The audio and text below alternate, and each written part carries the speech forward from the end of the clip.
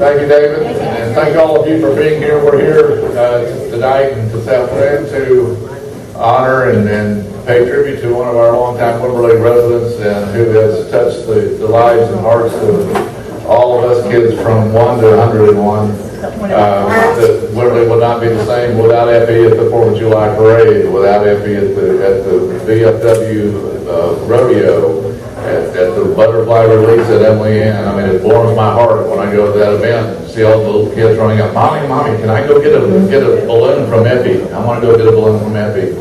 So we are a blessed community to have him, to honor him, and it's my pleasure as the mayor of Wimberley to dedicate and proclaim Sunday, December 14th, 2014 as Effie the Clown Day.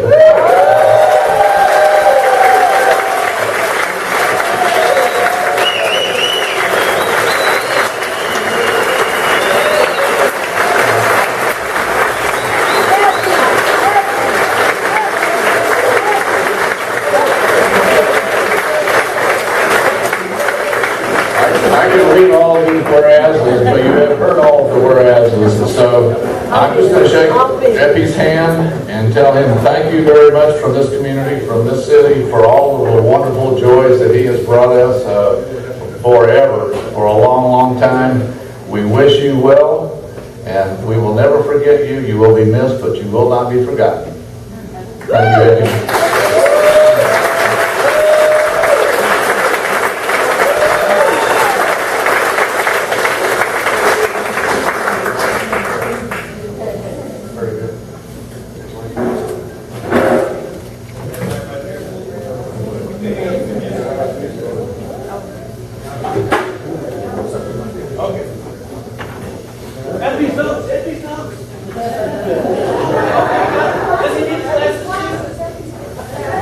Just bring the stuff, David.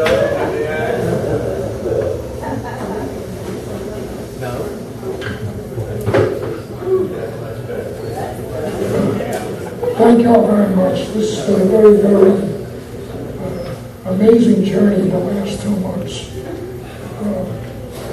I pulled out a Wimberley in the middle of the night, and thank God for our great EMT guy, Epstein.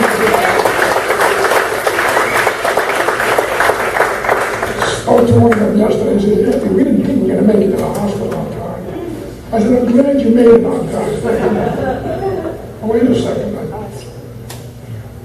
Hold on. Stand up.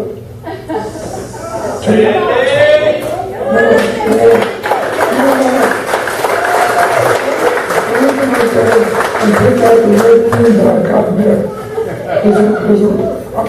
I'm very well prepared. The red thing. How many of you are going to really recognize me? All right.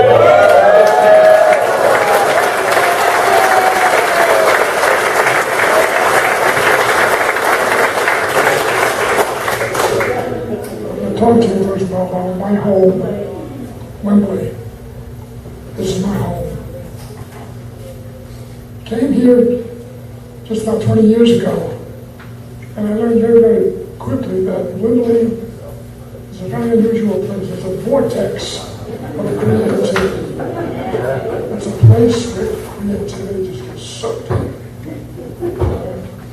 It's also a haven for the uniqueness of people. God in His wisdom sent me down here to make a home.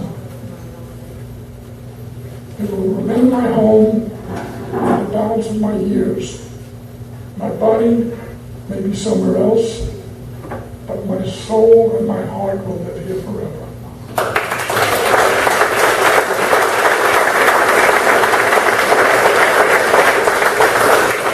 I want to talk about a couple of people. I can't mention all the people that are my friends, because you're all my friends. But I want to talk about several people, very, very specific. The very first person that I met was the weekend of Thanksgiving in 1995. And Sandy and myself and Sandy's sister, we went to Corley's at the Junction. Who remembers that?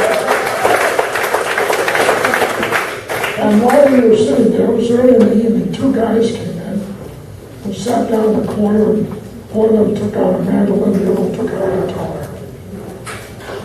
One of them was Mike Bond.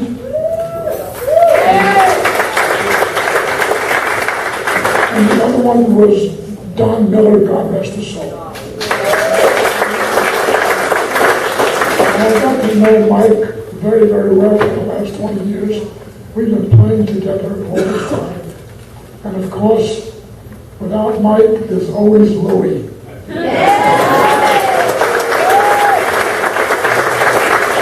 And if there's Mike and Louie, they are the Bond family singers, all four kids.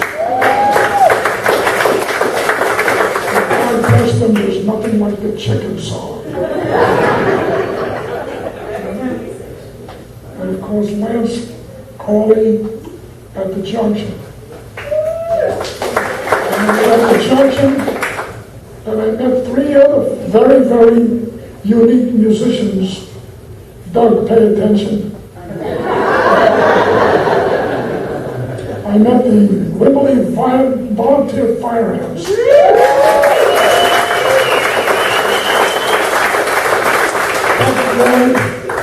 Ollie Blankenship and Jerry Burns. And I was always in costume. It was a year later that one of their wives I met. I was in civilian clothes. I walked up and I introduced myself. She says, "Who are you?" I said, "I'm Eddie." I thought she was going to pass out. She said, "I didn't recognize you with your face on." I met a bunch of other people that I want to recognize who are very, very close to me. Two of them are here tonight, and that's Jerry Baum Kolumbic and Roger Kolumbic.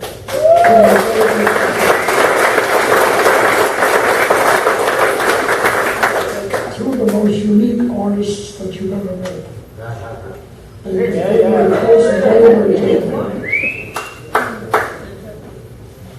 And of course, they haven't been here today, but I'm sure that I know they're with me because at least two of them showed up at the hospital to visit me. One of them was my friend Ray Schroeder.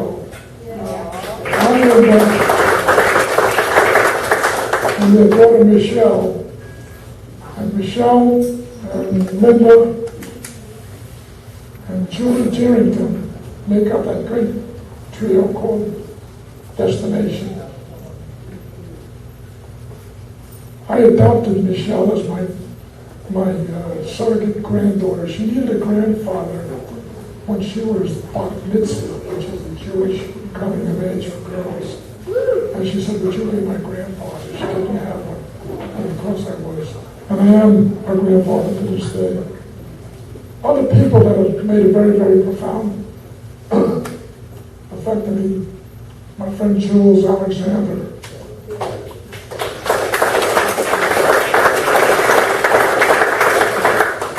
A short little guy with a big heart. Then of course, while I was up at Coley's, I met two very, very important and very, very good friends of mine, Jimmy Ash and Linda Allen.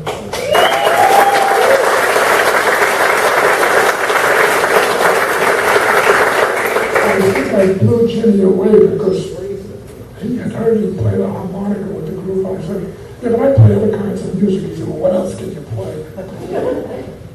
I played Rhapsody in Blue for him, and I think he said, "No, you can't do that on a harmonica." Yes, I can. And we ate dim sum together. It was the first time that Jimmy ever ate dim sum. And it sounded like the Paul Whiteman Orchestra when he played. No, it sounded more like Larry Adler.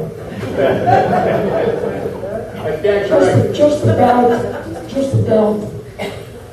14, 15 years ago, I became a member of a group in Wimberley called GAS. That stands for Geezers at Supper. And a whole bunch of us that used to go out to a restaurant every month. Right now, Bob Pennington, who walked out of here because he had to go home, he's the president for life. And the only other member that I see here, of course, is Roger right over here. Say hello, Marcus.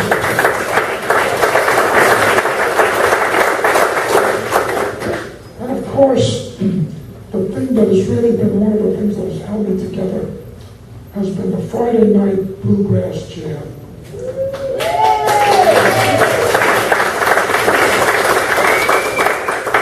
Mike Bond, Don Hudson, Gary Boggs, Mike Fowler, where are you? Mike Fowler, Mr. Stevens, and of course, the one who's no longer with us, his wife is here, and that is Phil McDonald. Annie, where are you?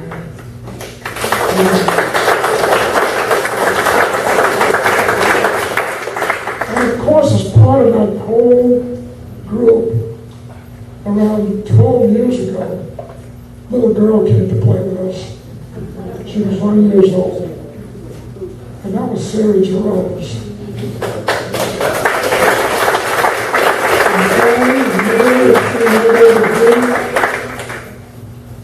And Gary Boggs, who was a champion banjo player, we took a picture of his birthday party, and Sarah was sitting on my lap.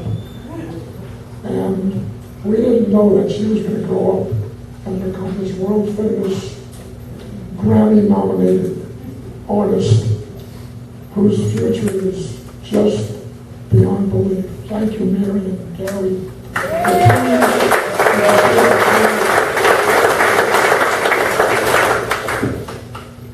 I want to talk about two other people. And that's one of them is the guy sitting right over here. David Bissett and his wife, Terry.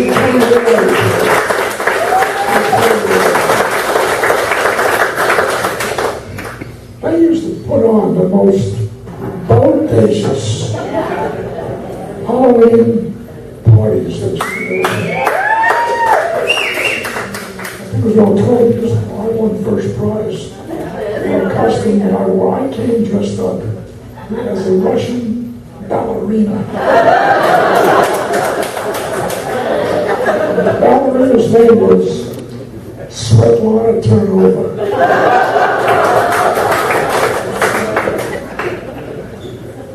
During this period of time, I've had the pleasure, the honor, and the privilege of spending every Thanksgiving at the home of two of my very, very dearest friends, and one of them is my homeboy from Brooklyn, and that's Gus and Marilyn Lumia.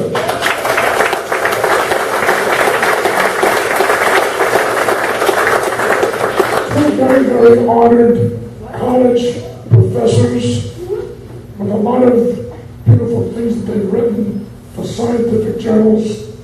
But how many people of you know that this man from Brooklyn is a former bull rider in the rodeo, and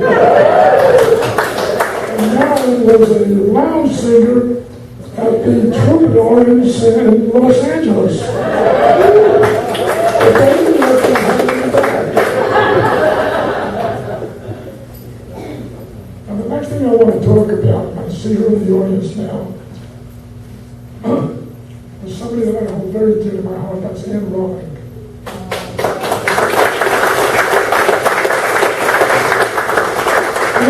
Anne Rowling brought the LA Theater to life in 1998, 2 years after the tragic loss of their daughter Helen. And that tune, they were working on the hillside, pulling weeds and cactus and everything out of the earth to get the show ready for August 1st.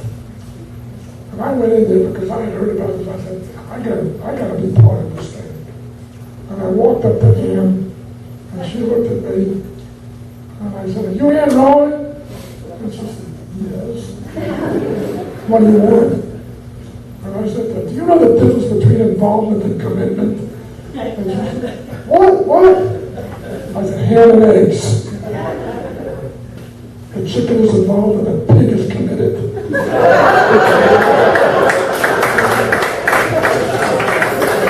Well, I'm committing myself to this project.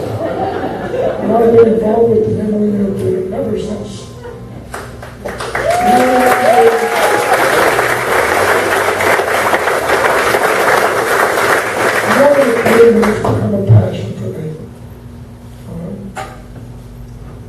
Finally, I come down to the one man who I met just around 4 years ago in a very, very unusual way. I walked into Maui Wowie, and there was this young boy doing a yo-yo up and down.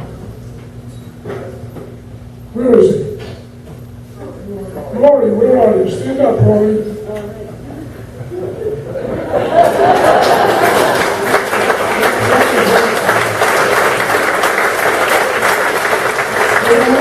I learned to do things like play with yo-yos and stuff. So I said, I do yo-yos too. And then he showed me what he could do with the yo-yo, and I said, forget about it. That's a New York expression, by the way. All right? I want to thank Butch and Jimmy Dale.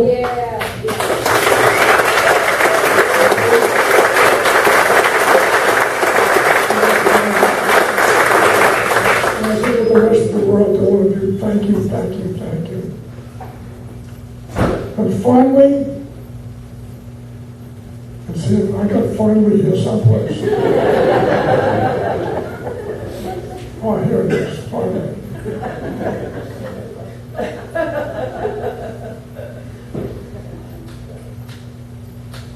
I talk about being a clown. Clown is for always. The face I put on is a mask, that's all it is. The clothes I put on is just a costume. You gotta understand that the soul of a clown is within. It never diminishes. I will always be Eppie the Clown.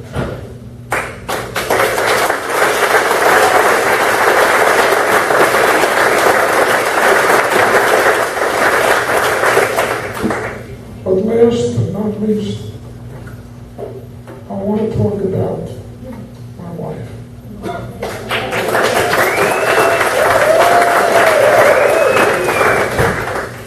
Not only is she my wife, but she's my friend and she's my lover.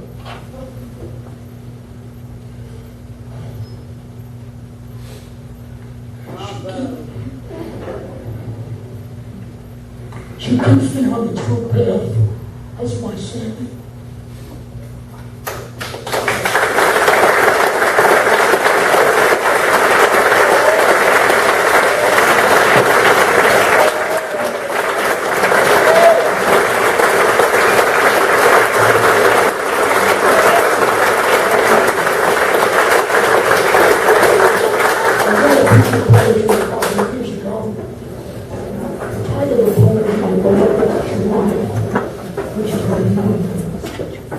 I reach out and you are there. I hear your heart. I feel your touch. I know your joy and pain. And hearing and feeling and knowing this oneness is you and I. How far have we come together?